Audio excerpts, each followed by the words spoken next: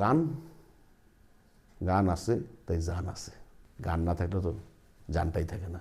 এই রবীন্দ্রনাথের গানও এখন বিপজ্জনক জায়গায় দাঁড়িয়েছে। যেভাবে আমরা করছি, যেভাবে আমরা ভাবছি, যেভাবে গেয়ে ফেলছি, তুমি তার একটা গেয়েও ফেলছি। যে লতা মঙ্গেশকর 14-15 বছরে রবীন্দ্রনাথের গান গেয়েছিলেন, তারপরে একটু বড় হয়ে বুঝেছেন আর জীবনে কোনোদিন গান নেই। রবীন্দ্রনাথের গান লতা মঙ্গেশকর গায়নি। কেন? তিনি বলেছিলেন ওই গান গড়ার জন্য আমি জন্মাইনি, ওর জন্য আলাদা সাধনা দরকার।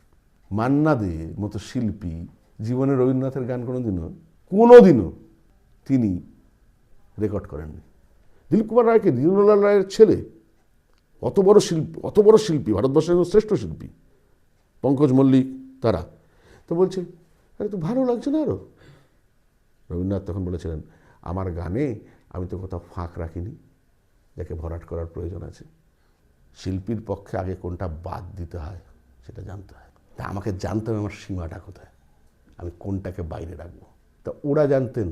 আমাদের সুপ্রিয় বাবুল সুপ্রিয় টুপ্রিয় এরা আরও বেশি জানেন, ঠিক আছে, এরা আরও বেশি জানেন।